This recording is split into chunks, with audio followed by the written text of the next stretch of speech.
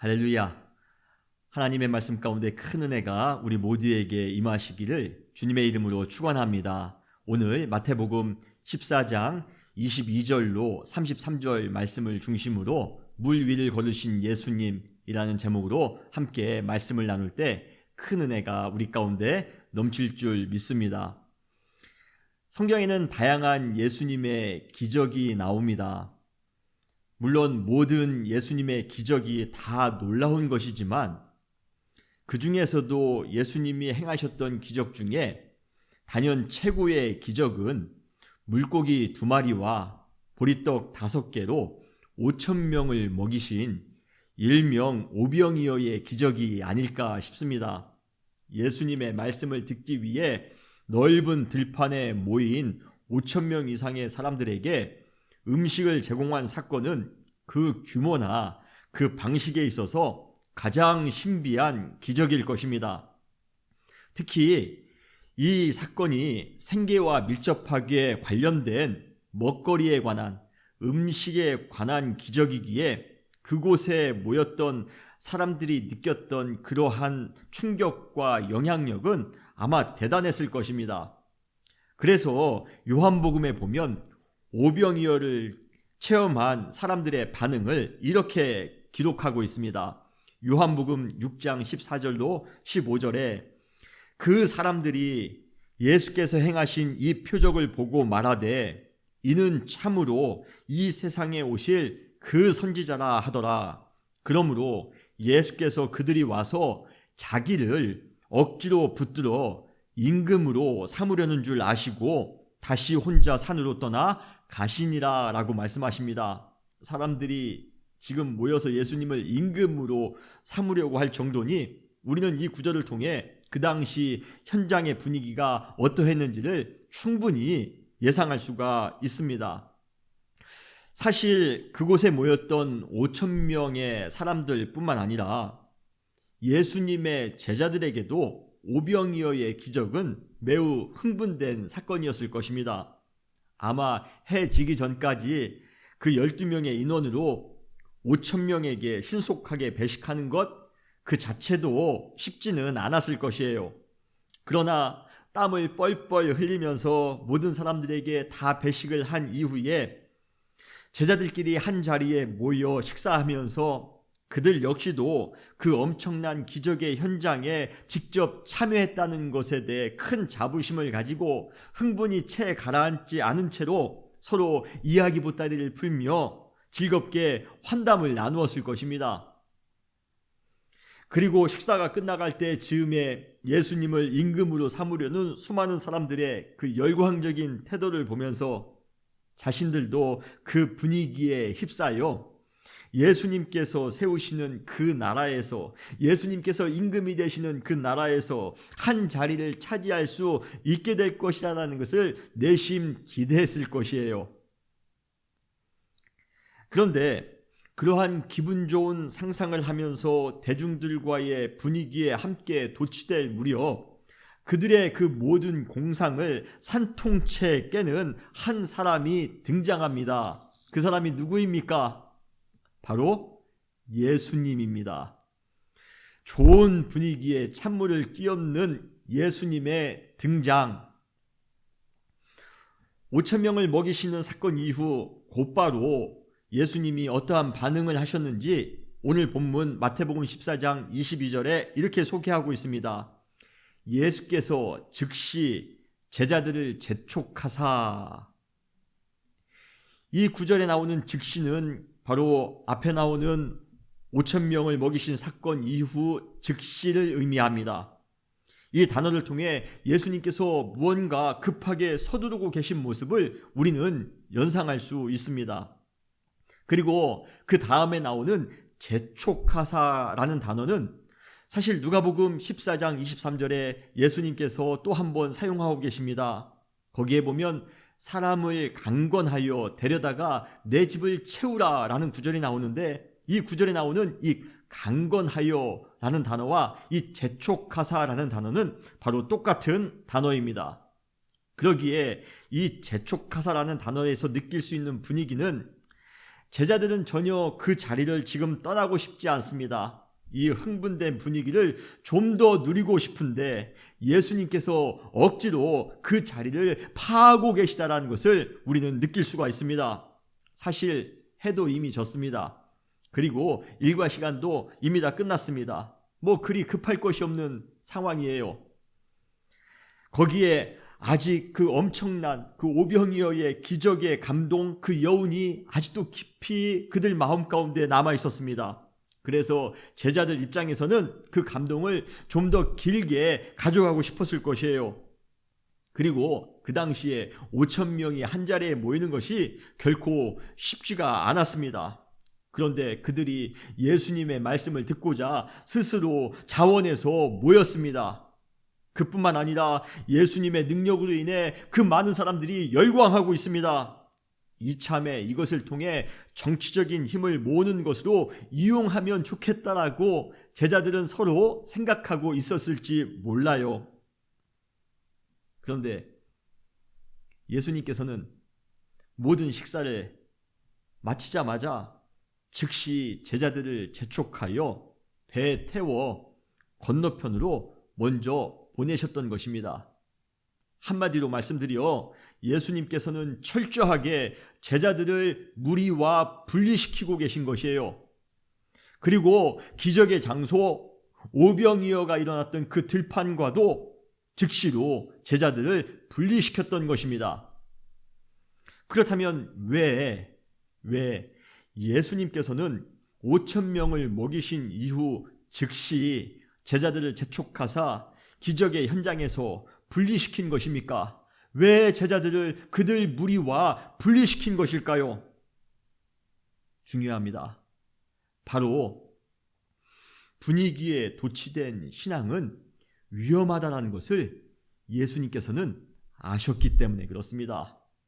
여러분, 진정한 신앙은 어떠한 분위기, 어떠한 상황 속에서도 그것에 의해 흔들리는 것이 아니라 우리의 믿음의 대상인 예수 그리스도에게만 집중하는 것, 이것이 바로 진정한 신앙입니다. 분위기에 취해 믿음의 대상을 바라보는 것을 실패하면 우리의 신앙은 근본부터 무너질 수 있습니다. 사실 5,000명을 먹이신 놀라운 사건과 또 그로 인해 열광적인 반응을 통해 우리가 잊고 있는, 그러한 반응 뒤에 우리가 잊고 있는 한 가지 사실이 있습니다. 그것이 무엇이죠? 바로 그 일을 행하신 그 분, 그 놀라운 일을 행하신 분, 그 기적의 주체이신 분, 바로 그 분이 예수님이라는 사실을 지금 우리는 잊고 있더라는 것이에요. 누구 하나 이 일을 행하신 예수님을 바라보면서 그분만을 높이는 사람, 그분께만 경배하며 그분께만 예배드리는 사람, 모든 영광을 주님께 돌리는 사람은 아무도 없었습니다. 그들이 예수님을 향해 환호하며 임금을 삼으려고 했던 이유도 엄밀하게 말하면 예수님을 높이고 예수님을 경배하고 예수님께 영광 돌리기 위한 것이 아니라 자신들의 생계의 문제를 해결해 줄 그 적임자를 만났기 때문인 것뿐입니다. 사실 기적이라는 것은 영적으로 양날의 칼과 같습니다. 하나님의 임재와 하나님의 능력을 나타내는 확실한 증거이기도 합니다. 반면에 때로는 연약한 인간으로 인해 기적이 하나님의 진정한 모습을 가리는 역할도 하더라는 것입니다. 기적을 체험하는 것 참 좋습니다. 하나님이 우리 가운데 주시는 기적, 못하는 것이 없는 전능하신 하나님께서 우리의 삶 가운데 주시는 기적, 당연히 체험하면 기분이 좋지요. 그러나 더 중요한 것은 기적 그 다음에 그 기적을 어떻게 해석하는가, 그 기적 안에 담겨져 있는 하나님의 본심은 무엇이고 하나님의 의도는 무엇인가, 그 기적을 통하여 하나님은 우리에게 어떠한 하나님으로 또 우리 가운데에 계시하고 계시는가, 하나님을 정확하게 아는 것, 그 기적을 통하여 하나님의 뜻을 분명하게 깨닫는 것, 이것이 중요한 것입니다. 원래 5,000명을 먹이신 사건의 의도는 무리를 불쌍히 여기시고 그들의 배고픔을 해결해 주시기 위한 사랑의 사건이었습니다. 사랑의 기적이었습니다. 그러기에 우리는 이 오병이어의 기적을 통해 우리를 사랑하시는 예수님의 참 모습을 발견할 수 있어야 됩니다. 그렇지만 그들은 분위기에 따라 예수님을 임금으로 삼으려 했습니다. 사람들은 기적을 통해 자신들의 경제적인 고통을 해결해 줄 수단으로서 임금으로 삼으려고 했던 것이에요. 예수님에 대해 완전히 오해했던 것입니다. 이러한 분위기에 제자들도 지금 같이 흥분하거나 같이 편승해서는 안 됩니다. 이것이 바로 예수님께서 즉시 제자들을 재촉하사 무리로부터 분리하신 이유입니다. 여러분은 어떠세요? 여러분은 분위기에 따라 신앙생활하고 계시지 않습니까? 교회가 세상의 분위기에 도취될 때 선교적 사명의 길을 잃을 수 있습니다. 잘못된 세속화의 분위기에 교회가 휩싸이게 된다면, 잘못된 사상과 잘못된 가치, 잘못된 정치적 신념, 거기에 교회가 휩싸이게 된다면 교회가 길을 잃을 수 있다는 것이에요. 또한 교회가 부흥의 기적에 도취될 때 영적 영향력을 잃을 수 있습니다. 여러분, 교회의 부흥이 주어진 이유는 예수님을 더욱더 깊이 섬기라라는 강력한 영적 메시지입니다.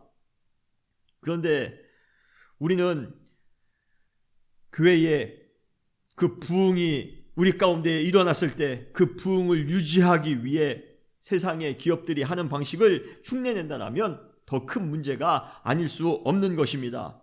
또한 우리 성도들이 우리에게 주어진 삶의 축복과 삶의 형통에 도취될 때 우리는 어느 순간부터 예수님을 주님으로 섬기는 것이 아니라 나의 축복과 나의 형통을 계속 유지시켜 주셔야만 하는 수단으로 예수님을 간주하더라는 것입니다. 큰 부흥과 큰 기적이 교회나 우리 개인에게 찾아왔을 때 그 분위기에 도취되는 것이 아니라 그 일을 이루신, 그 기적을 이루신 예수 그리스도에게만 더욱 집중하며 살아가시는 우리 모든 사랑하는 성도님들이 되시기를 주님의 이름으로 축원합니다. 주님께서 우리가 분위기에 휩싸여 잘못된 신앙에 빠지지 않도록 어느 순간에는 우리를 즉시로 재촉하사 그러한 분위기에서 분리해 주실 것입니다. 그때마다 순종하세요. 나는 여기가 좋은데요. 나는 지금 오병이어의 기적이 일어났던 이 장소가 좋은데요.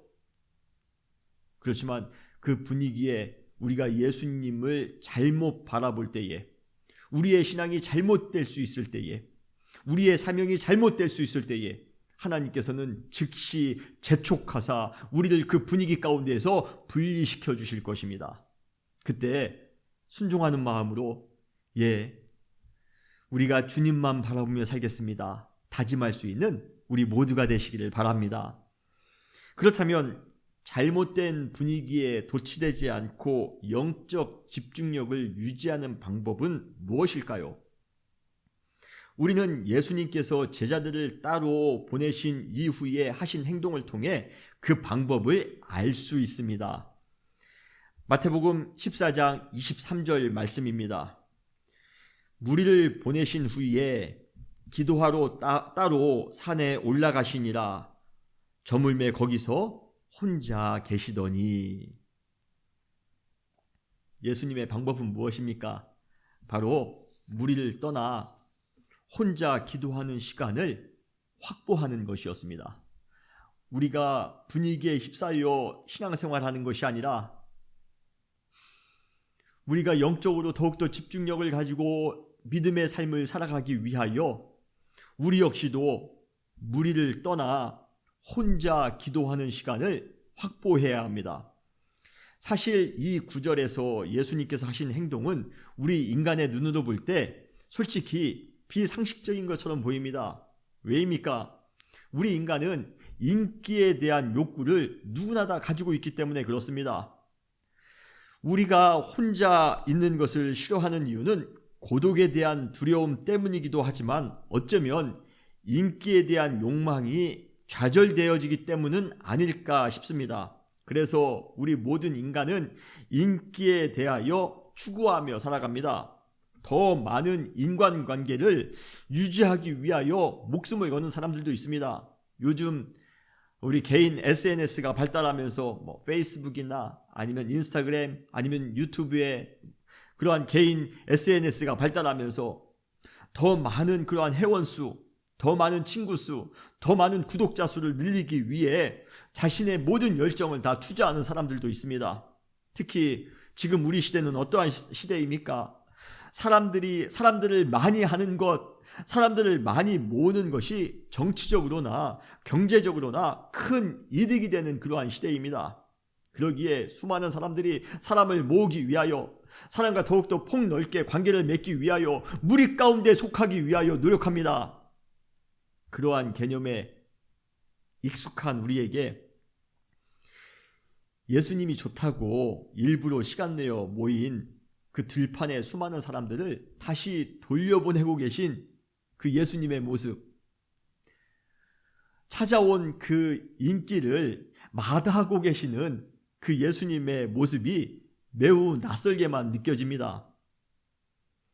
그리고 예수님께서는 그들을 다 보내신 이후에 스스로 고독의 자리를 자처하셨습니다.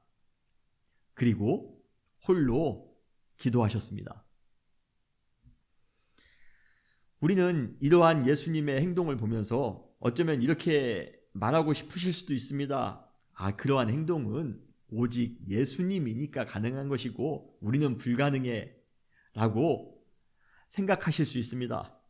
그러나 복음서에 나오는 모든 예수님의 행동은 예수님만이 그러한 행동을 하실 수 있다는 것을 증명하기 위해서 예수님께서 그러한 행동을 하신 것이 아니라 모든 시대의 성도들이 그렇게 살아가야 함을 미리 본으로 보여주시기 위하여 실천하신 것입니다. 예수님께서 무리를 보내시고 따로 산에 올라가 혼자 머무시면서 기도하신 것은 너희도 앞으로 분위기에 도취되는 신앙이 아니라 그럴 때일수록, 너희에게 부흥이 찾아올 때일수록, 너희에게 축복이 찾아올 때일수록, 너희에게 오병이어의 기적이 찾아올 때일수록 더욱 지금 내가 하는 것처럼 하라는 예수님의 메시지인 것입니다. 가끔 왜 지금 우리 시대에 이 코로나 바이러스가 찾아온 것일까 생각을 많이 해봅니다. 아마 저뿐만 아니라 많은 분들이 그러한 생각을 하실 것입니다. 우리는 지난 세대 동안 누려왔던 축복과 기적을 잘 알고 있습니다. 그러나 그러한 전 시대의 축복과 기적을 인간의 업적이라고 주장하거나 판단하는 사람들은 많이 있지만 그것을 하나님의 은혜라고 생각하는 사람들의 수는 확연하게 줄어들었습니다. 그리고 우리 시대 종교는 그러한 축복과 기적을 유지해주는 수단 정도로만 인식되고 있습니다. 이러한 분위기 속에서 성도들이 도취되어 신앙생활하는 것이 아니라 다시 한번 영적인 집중력을 유지하며 신앙생활하기를 하나님께서도 바라시지 않으실까 한번 생각해 보았습니다. 코로나로 인해 우리는 본의 아니게 사람들과 대면할 수 있는 기회가 매우 줄어들었습니다. 혼자 따로 있는 시간이 많아졌는데 사실 그것이 그동안 우리가 살아왔던 방식과 너무 다르기에 좀 힘들고 낯설 수는 있습니다. 그러나 역으로 혼자만의 시간이 오병이어의 기적 이후 예수님께서 추구하셨던 영성의 방식이라고 할 때 우리는 이 코로나의 고독의 시기를 특별하게 의미 있는 시간들로 보낼 필요가 있는 것입니다. 코로나 바이러스 시기, 우리가 만나는 사람들이 많이 없다 할지라도, 우리 주변에 무리가 사라졌다 할지라도 왜 주님께서 우리를 왜 따로 분리시켜 놓으셨을까? 주님께서 자연스럽게 허락하신 혼자만의 공간에서 우리는 기도와 말씀을 통해 다시 한번 진정한 예수 그리스도의 중심의 신앙을 회복하는 우리가 되어야 되지 않을까 싶습니다. 분위기에 도취되어, 세상의 분위기에 도취되어, 세속화의 분위기에 도취되어, 과거의 축복에 도취되어 살아가는 것이 아니라, 주님, 예수님께서 오병이어 기적 이후에 무리를 보내시고 혼자 남으셔서 조용히 기도하셨던 것처럼, 주님, 우리에게 이 코로나 시대를 통하여 혼자 머물며 기도할 수 있는 시간 주심을 감사합니다. 정말 우리의 신앙이 어떠한 방향으로 되어야 될 것인지, 무엇이 진정한 신앙인지 또 한번 주님을 깊이 만나 주님과 깊이 교제할 수 있는 그러한 시간이 되기를 원합니다. 그러한 시간으로 지금의 이 시간들을 지혜롭게 보내시는 우리 모든 사랑하는 성도님들이 되시기를 주님의 이름으로 축원합니다. 예수님께서 혼자 산에 올라 밤 늦게까지 기도하시면서 영적으로 충만한 시간을 보내고 계시는 순간에, 그렇다면 예수님의 다른 제자들은 어떻게 보내고 있을까요? 바로 그 시각 건너편으로 향해 출발한 제자들의 일행은 갑작스러운 풍랑으로 인해 힘겨운 항해를 하고 있었던 중이었습니다. 그들의 상황을 마태복음 14장 24절은 이렇게 말씀하고 있습니다. 배가 이미 육지에서 술이나 떠나서 바람이 거스림으로 물결로 말미암아 고난을 당하더라. 몇 시간 전까지만 해도 그들은 5,000명을 먹이는 기적의 사건을 체험하면서 큰 환희와 만족을 느꼈습니다. 나름대로 이제부터는 인생 꽃길이 시작되겠구나 기대하면서 참 기분이 좋았습니다. 그런데 순식간에 그들의 인생에 찾아온 최고의 위기, 들판에서의 큰 웃음소리나 넘치는 자부심, 새로운 소망은 더 이상 물결로 요동치는 배 안에서는 찾아볼 수가 없습니다. 평생 호숫가에서 어부로서 산전수전 다 겪으면서 살아왔기에 직감적으로 이러한 거센 풍랑이 그들에게 의미하는 것이 무엇인지를 더 잘 알았을 것입니다. 잘 아는 사람이 더 큰 공포를 느끼는 법입니다. 어두운 밤이라 할지라도 그들 얼굴에 드리워져 있는 그 공포를 우리는 충분히 짐작할 수가 있습니다. 어쩌면 그들은 그 시각 배 위에서 살기 위해 몸부림쳤다기보다는 죽지 않기 위해 필사의 사투를 벌였을 것이에요. 사람 일은 참 알 수 없습니다. 우리 인생의 모든 일이 술술 잘 풀릴 때까지만 해도 우리에게 그러한 고난이 설마 찾아올 것인가 아무도 기대하지 않았습니다. 평생을 그러한 안전과 평안 가운데 형통한 삶을 살아갈 것이라 생각했습니다. 그러한 점에서 인간은 본능적으로 다분히 낙관적입니다. 그러나 인생의 묘미는 단 몇 시간 앞의 일도 전혀 예측할 수 없다는 것에서부터 옵니다. 오늘 우리가 아무리 큰 오병이어의 기적을 우리의 삶 가운데 체험했다 할지라도 내일 거친 바다 물결 속에서 극한의 고통스러운 삶을 살 수 있는 것이 바로 우리네 인생인 것입니다. 그러기에 우리는 이러한 업앤다운의 인생 속에서 꼭 배워야 할 한 가지 진리가 있습니다. 그것은 바로 어느 한 순간이든지 항상 겸손하게 살아가야 된다는 것입니다. 바울은 고린도전서 10장 12절에 이렇게 우리에게 권면합니다. 그런즉 선줄로 생각하는 자는 넘어질까 조심하라. 주님께서 우리에게 큰 축복을 주셨습니까? 큰 은혜를 주셨습니까? 우리의 삶 가운데 큰 형통의 은혜를 주셨습니까? 그럴 때일수록 더욱더 겸손하게 믿음으로 살아가시는 우리 모든 사랑하는 성도님들 되시기를 주님의 이름으로 축원합니다. 큰 바람과 물결로 인해 배 위에서 고난을 당하고 있는 제자들에게 있어 그 어려움을 극복할 수 있는 방법은 단 하나밖에 없습니다. 그것이 무엇일까요? 바로 예수님께서 그들과 함께 하시는 것입니다. 그런데 이번에도 예수님께서 먼저 제자들에게 찾아오셨습니다.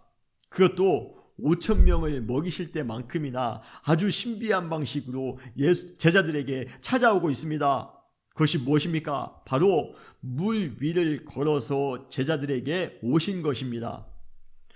오늘 보면 마태복음 14장 25절에 보면 밤 사경에 예수께서 바다 위로 걸어서 제자들에게 오시니 라고 말씀하고 있습니다.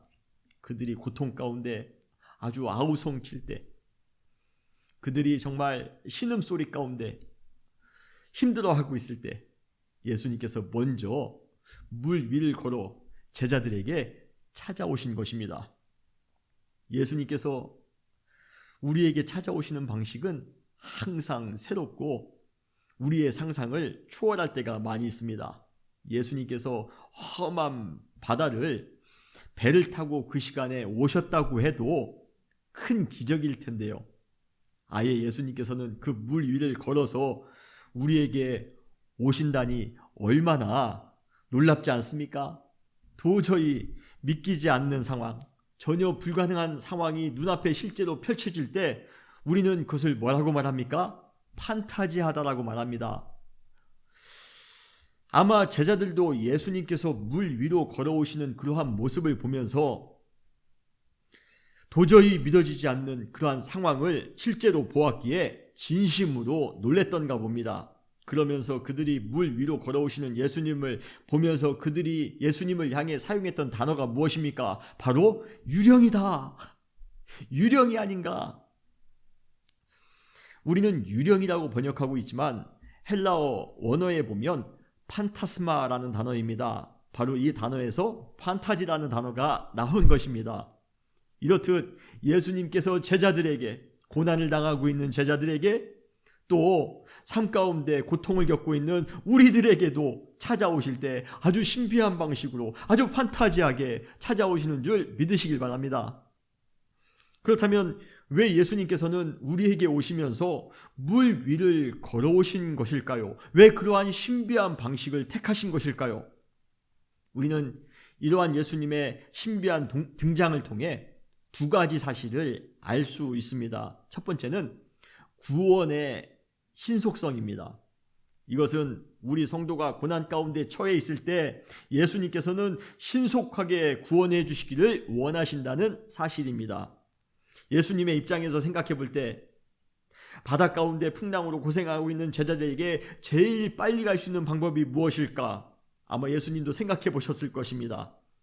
그것은 바로 직접 물 위를 걸어가는 방식이다라고 예수님께서는 생각하셨나 봅니다. 사랑하는 성도 여러분, 우리가 인생의 풍랑을 만났을 때 주님께서 우리를 그 풍랑으로부터 신속하게 구원해 주시기 위해 또다시 바다 위를 걸어 우리에게 오심을 믿으시길 바랍니다. 주님만큼 성도의 아픔과 성도의 고통을 더 못 견뎌 하시는 분이 없습니다. 우리 부모가 자녀의 아픔을 볼 때 부모가 더 견디기 어렵지 않습니까? 마찬가지입니다. 예수님께서도 우리 성도가 고통당할 때에 예수님이 더 힘들어 하십니다. 더 고통스러워 하십니다. 지금 자녀가 눈앞에서 물에 빠져가고 있는데 언제 배를 구하고 언제 예약하고 언제 대금 지불하고 언제 노저어 갈 수 있겠습니까? 지금 예수님처럼 그러한 심정으로 배 위에서 고생하는 제자들을 향해 물 위를 예수님도 지금 걸어오시지 않았을까? 아니, 지금 본문은 걸어오셨다라고 표현하고 있지만 어쩌면 예수님은 그 어마어마한 풍랑을 달려오시지 않았을까? 우리는 생각할 수 있습니다. 두 번째로 물 위를 걸어오신 예수님을 통해 우리가 알 수 있는 것은 예수님의 이러한 놀라운 능력이 우리들의 영적인 안식을 위해서만 온전히 사용되기를 원하셨다라는 것입니다. 다시 말씀드려 예수님께서 물 위를 걸으실 만큼 큰 능력을 가지고 계신 분이신데 그분은 그러한 능력을 자신의 신성, 나는 지금 하나님이니까 이 정도 물 위를 걸을 수 있는 것이야 라고 나타내시기 위해서 사용하신 것이 아니라 풍랑을 만나 두려워하는 제자들을 안심시키기 위해, 그들을 구원해 주시기 위해 오로지 하나님의 능력을 사용하고 계시다는 것입니다. 물 위를 걸어오신 예수님께서 제자들을 보자마자 하신 말씀입니다. 오늘 본문 마태복음 14장 27절입니다. 예수께서 즉시 이르시되 안심하라 나니 두려워하지 말라. 물 위를 걸어오신 능력의 주님께서 그러한 모든 능력으로 안심을 평강을 선포하시니 누구인들 안심하지 못할 자가 누가 있겠습니까? 여러분, 오병이어의 능력도 마찬가지입니다. 내가 이만한 능력을 가진 하나님이라는 사실을 우리에게 드러내기 위해 오병이어의 기적을 이루신 것이 아닙니다. 굶주려 가고 있는 그 5,000명의 영혼을 바라볼 때 예수님의 마음 가운데 긍휼의 마음이 넘치셨던 것입니다. 그래서 그분께서 가지고 계신 모든 능력을 동원해 5,000명을 먹이셨던 것이에요. 그러므로 예수님께서 행하시는 그 기적은 우리를 사랑하신다라는 하나님의 의지인 것입니다. 우리가 인생의 풍랑을 만나 고통과 두려움을 느낄 때 물 위를 걸어오신 능력의 주님께서 그분이 가지고 계신 모든 능력을 다 동원해 우리에게 은혜와 평강으로 충만히 채워주실 줄 여러분 믿으시길 바랍니다. 제자들이 거센 풍랑을 만났습니다. 그러나 예수님께서 신속하게 물 위를 걸어오셔서 그들에게 평강을 선언하셨습니다. 이제 예수님께서 배에만 타시면 모든 상황은 다 종결될 것입니다. 그리고 정말로 이 구절에 그 마가복음 평행 구절인 마가복음 6장 45절로 52절에 보면 예수님께서 배에 타심으로 이 모든 에피소드가 끝납니다. 그런데 이 마태복음에는 예수님께서 배에 올라타시기 바로 그 직전 한 가지 내용을 더 소개하고 있습니다. 그것이 무엇입니까? 바로 베드로의 돌발 행동입니다. 그 내용이 오늘 본문 마태복음 14장 28절에 나옵니다. 베드로가 대답하여 이르되 주여 만일 주님이시거든 나를 명하사 물 위로 오라 하소서. 어떻게 읽으면 이 구절이 믿음의 고백을 하는 것처럼 들리기도 합니다. 주님, 나를 명하여 물 위로 오라 하시면 저도 충분히 물 위를 걸을 수 있게 될 것이라 믿습니다. 라는 식입니다. 그런데 한밤중에 풍랑으로 인해 생사가 오가는 그러한 상황에서 굳이 이런 식의 믿음 표현이 필요할까 하는 생각이 들기도 합니다. 한 인간이 자연을 거슬러 물 위를 몇 발자국 걸어가는 것이 우리의 믿음 생활에 무슨 큰 의미가 있을까? 또 생각이 들기도 해요. 그래서 개인적으로 저는 이 구절에서 베드로의 이 뜬금없는 요구가 물론 예수님을 시험하려는 의도까지는 아니라 할지라도 지금 눈앞에 유령처럼 보이는 예수님이 정말 예수님 맞는지 증명해 보려는 의도에서 그러한 요구를 한 것이 아닐까 싶습니다. 만일 당신이 주님이시라면, 우리 한글 번역도 지금 그렇게 되어 있습니다. 만일 주님이시라면 나를 명하여 이 물 위를 한번 걸어보라고 해보시지 않겠습니까? 만일 그렇게 된다면 당신이 주님인 줄 믿겠습니다. 어쩌면 개인적으로 이러한 베드로의 생각이 좀 더 현실성 있지 않나 생각을 합니다. 그런데 일단 예수님께서는 베드로의 그러한 요구를 응하셨습니다. 마태복음 14장 29절에 보면 오라. 그리고 베드로 역시 배에서 내려 물 위를 걸어 예수님께 나아갔습니다. 자신 같은 그러한 자연인이 물 위를 지금 걸어가고 있으니 얼마나 신기했을까요? 이로써 눈앞에 보이는 분은 유령이 아니라 예수님이라는 사실이 증명되었습니다. 그런데 문제는 그 다음부터입니다. 마태복음 14장 30절에 보면 바람을 보고 무서워 빠져가는지라 소리질러 이르되 주여 나를 구원하소서. 그리고 그때 주님께서는 즉시 손을 내밀어 그를 붙잡아 주십니다. 그러면서 뭐라고 말씀하십니까? 31절에 보면 믿음이 작은 자요 왜 의심하느냐? 믿음이 작은 자요, 왜 의심하느냐?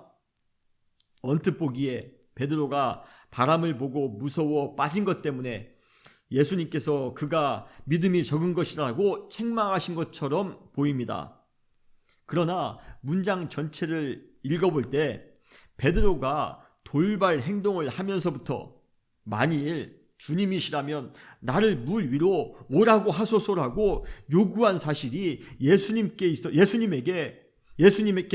베드로에게 믿음이 작다라고 책망하셨던 이유가 아닐까 싶습니다. 우리 인간은 무슨 조건을 통해 주님을 믿으려고 하는 마음을 가지고 있습니다. 어쩌면 만일 주님이시라면 나를 명하여 물 위를 오라 하소서라는 그러한 요구를 우리 대신 베드로가 속 시원하게 해준 것뿐이 아닌가라고 생각을 합니다. 만일 주님이시라면, 우리도 항상 그래요. 만일 주님이시라면 나의 인기가 좀 높아지게 해주소서. 만일 주님이시라면 나의 질병을 고쳐주소서. 만일 주님이시라면 나의 가정의 문제를 해결해 주소서. 만일 주님이시라면 우리의 사업을 크게 성공하게 해 주소서. 우리는 예수님 그 자체를 믿고 교제하며 따르기보다는 예수님께서 그분의 능력으로 해주실 수 있는 우리 인간들의 조건들에 더 많은 관심을 가지며 살아갑니다. 그러나 그러한 신앙은 처음에는 좀 하는 것처럼 보여요. 처음에는 몇 발짝 물 위를 걸어가는 것처럼 보입니다. 그러나 모래성이 무너지는 것처럼 무너질 확률이 훨씬 높습니다. 베드로도 결국은 물에 빠지지 않습니까? 사실 베드로가 바람을 보고 무서워 빠졌다고는 하지만 예수님께서는 그가 배에서 나오는 순간부터 그가 곧 빠지게 될 것이라 이미 예상하셨을 것입니다. 조건을 가지고 예수님을 믿는 사람들, 만약 주님이시라면 나에게 이러한 것을 해주십시오. 조건을 가지고 예수님을 믿는 사람들은 언제든 세상의 바람을 보게 될 것이고 그 순간 무너질 수밖에 없습니다. 그때 예수님께서는 베드로에게 책망하셨던 것처럼 우리에게도 조건을 걸고 예수님을 찾는 우리에게도 똑같이 책망하실 것입니다. 믿음이 작은 자여, 어느 때까지 의심하겠느냐? 우리가 물 위를 걷든 못 걷든 상관없이 예수님은 우리의 그리스도이시며 우리의 구세주이십니다. 여러분 믿으십니까? 그분은 우리가 만일 주님이시라면 이라는 조건을 내세우기 이전부터 우리의 주님으로서 배고픈 우리를 먹이시기도 하셨고 풍랑에 처해 있는 우리를 신속하게 구원해 주시기도 하셨습니다. 그리고 예수님은 우리를 죄로부터 구원하시기 위해 십자가에서 그 모진 고난을 당하셨습니다. 그리고 돌아가셨습니다. 예수님께서 우리를 위해 하실 수 있는 모든 것을 다 하셨는데 우리는 또 주님에게 요구합니다. 만일 주님이시라면 나를 명하여 내 삶 가운데 그리스도의 기적과 그리스도의 능력을 또 한 번 이루어 주세요. 만일 주님이시라면 나를 명하여 내가 또 물 위를 걸어갈 수 있도록 해주세요. 만일 주님이시라면 사업이 잘 되게 해주세요. 자녀가 잘 되게 해주세요. 그러면 주님이신 줄 내가 믿겠습니다. 우리는 항상 조건을 앞세웁니다. 인간의 사랑도 조건을 내세우는 순간 그 순수성이 파괴됩니다. 그래서 진정한 사랑은 조건 없는 사랑입니다. 예수님께서 우리에게 행하신 사랑, 우리에게 보여주신 사랑, 우리를 먹여주시고 풍랑에서 구원해 주시고 죄에서 구원해 주신 그 모든 예수님의 사랑은 무조건적인 사랑입니다. 우리에게 먼저 조건을 요구하신 적이 없습니다. 우리가 풍랑 가운데 처해 있을 때 너가 나에게 이러한 것을 해주면 내가 너희를 구원해 줄게 말씀하시지 않았어요. 그분은 정말 급하게 우리를 걸어오시면서, 신속하게 걸어오시면서 우리를 먼저 구원해 주시기 위하여 오신 분이십니다. 그분의 사랑은 무조건적인 사랑이에요. 만약 우리가 그 사랑을 알았다면 우리 역시도 무조건적으로 주님과 관계를 맺으며 사랑해야 되지 않을까요? 여러분, 베드로와 같이 돌발 행동하지 맙시다. 만일 주님이시라면 저에게 이러한 능력을 보여주십시오. 그러면 내가 주님인 줄 믿겠습니다. 그렇지 않으면 그냥 유령일 뿐입니다. 그냥 허상일 뿐입니다. 안 됩니다. 우리를 풍랑 가운데에서 구원해 주시고, 우리를 또 한번 구원해 주시기 위해 또 우리를 신속하게 걸어오신 그 능력의 주님, 그 주님을 우리가 또 한번 기쁨으로 우리의 배에 모시는 우리가 되어야 되지 않을까요? 사랑하는 성도 여러분, 주님께서 우리를 또 한번 깊이 사랑하시는 줄 믿으시고 주님이 우리를 위하여 해주실 수 있는 놀라운 사랑을 이미 우리 가운데 다 보여주셨습니다. 아니, 십자가의 사랑, 여러분, 그 사랑 이상으로 우리가 또 무엇이 필요합니까? 우리는 십자가를 통하여도 주님의 은혜를 깨달을 수 있어야 됩니다. 만일 주님이시라면 우리가 조건을 달고 주님을 찾는 것이 아니라, 주님을 따르는 것이 아니라, 주님, 무리를 걸어도, 무리를 걷지 못해도 좋습니다. 우리의 생각과 조건이 안 맞아도 좋습니다. 주님, 주님과 더불어 매 순간순간 함께 동행하는 것 그 자체로도, 주님이 나를 위하여 십자가에서 죽으신 그 십자가만으로도 저희에게는 충분합니다. 주님은 우리의 그리스도이시며 주님은 우리의 구원자이십니다. 매 순간 주님을 온전히 고백하며 또 사랑하며 따라가시는 우리 모든 사랑하는 성도님들 되시기를 주님의 이름으로 축원합니다. 다시 기도하시겠습니다.